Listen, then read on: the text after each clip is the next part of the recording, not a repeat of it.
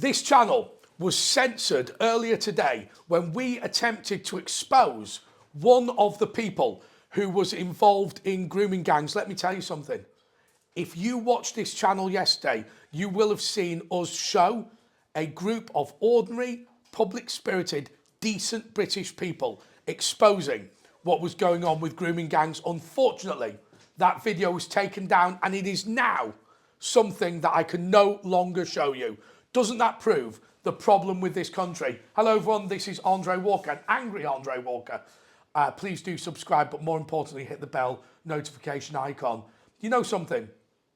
I get inordinately impressed and inordinately distressed at what I see in this country. Depressed at the way that our political leaders let us down, the way that our leaders in business let us down, the way that our leaders in the judiciary, the way that our leaders in the police let us down. And I'm so impressed by how ordinary people stand up for the cause. We made a video yesterday on this channel about a gentleman who I now can't tell you the name of.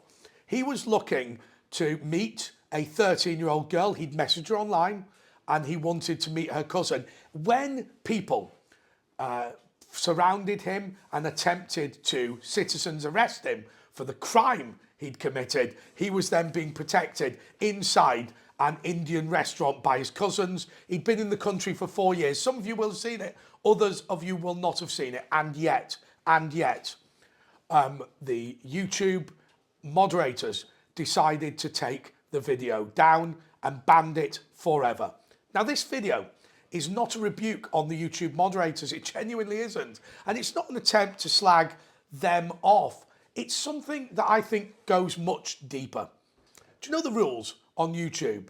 They basically say the reason why I can't publish the video of this man being citizens arrested is because there were no police present. Yes, of course there were no police present. Of course there weren't. There are no police available to do anything other than worry about what you or I say on Twitter in frustration at their lack of action over criminal gangs coming from abroad to harm our families, to harm our communities and to harm our children. And so we're caught in what used to be called a catch-22, which is I can't inform you about the criminality that takes place unless the police attend in order to be there to witness it, and the police won't attend criminality anymore unless it's you making a nasty comment. And so once again, we have been lopped off. I'm going to tell you how frustrated I am, because all I did yesterday was showed an ordinary video of an ordinary group of people. I thanked them for what they'd done in Coventry, protecting 2 young girls. Not allowed to do it. It's not YouTube. It's the whole thing. It's the court process. It's the fact that YouTube would be sued for harassment. It's the fact that if this bloke was brought before a criminal court, the first thing his lawyers would do, all on legal aid, after 4 years in Britain, by the way, all on legal aid, after 4 years in Britain, they would turn around and they would say, it's an unfair trial, he's been treated badly, this has been exposed publicly, for nothing more than us filming the citizen's arrest. Similarly, the police would say, well, the process wasn't done properly. And then the people that citizens arrest him, they would be liable to be prosecuted, admittedly civilly rather than criminally. And he might well receive damages. You know, my dad said when he watched that video, he said, I'll tell you something. The big problem that you've got with a video like that is, yes, these so-called vigilantes are stopping grooming gangs, migrant grooming gangs, from doing what they're doing. But what actually happens in the end is simply nothing. The Crown Prosecution Service don't take any action. They've always found a technicality that gets the guy off the hook. I will admit one thing. Maybe I'm an idiot. Maybe I'm a fool. Maybe I've made a mistake. Lots of people think potentially I am. But I honestly thought yesterday that it was a step forward. I know it's only one person, but it was a grooming gang. It was an Indian restaurant in Coventry, and it was somebody who they tried to protect, and it was somebody being publicly exposed, and it was a group of public-spirited people trying to deal with it. And what was the solution? Solution was the video gets banned. Solution is that he doesn't go to court. Solution is that there are charges. Do you know something? I went through Reading Station the other day, and there are a group of young people, people who might, how do I say this politely? People who look like they might travel the country often, were putting sweets down their trousers. And you know something? I decided not to stop them as a public-spirited individual. I'll tell you why I didn't stop them. Because I thought, what's the first thing that would happen? I would go, hey, you can't do that. He felt my boobs. Oh, he's a pervert. Rah, rah, rah. And the police would arrest me. That is the reality.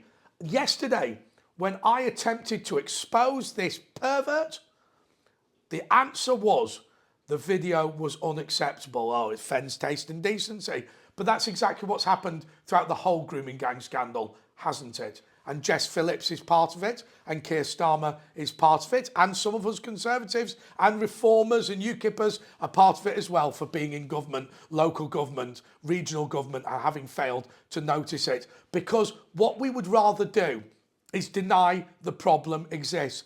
When we talk about human rights, what about the human rights of the victim? Why did it flip on its head when we were talking after the Second World War about this concept of human rights being given to people to protect them from an omnipotent government? When did it flip? When did it turn into a human rights system that means that I can't protect my family? I can't protect my community. If somebody attempts to SA, R, or groom my daughter, I haven't got any daughters, but my brother's daughters, and I go out with a bat and attempt to stop them, their human rights supersede the rights of that child not to be treated in that way. When did we become the criminals? Why is it that we're in the wrong? What happened to a moral, decent Christian society? Why is it that I can't say, no, I'm sorry, if you want to amputate the genitals of my child, I'm going to rub you out? Why can't I say that? What is the moral problem with me saying that if somebody is contacting children online in order to SA and R them, what is wrong with me putting them on this channel and saying, do you know what? I honestly believe that this nonce should be weighed in. Why does that make me a bad person? Why are we in the wrong all the time? And I appreciate this video is probably nothing more than a rant, but even I'm getting annoyed now. And the reason I'm getting annoyed is because I just feel like we're always both the victims and the perpetrators. Let me put it like that. We're both the victims and the perpetrators. The people that are abusing our society, the people that are sucking it dry of happiness, of cohesion, of money, of virtue, these people that are sucking it dry are the venerated aristocracy. I am both the victim through my family of paying high taxes for immigration. We're the victims of grooming gangs. We're the victims of poor policing. We're the victims of all of it. But we're the perpetrators as well. Racist, disgusting, how dare you say all these things. So is there any part of the political left?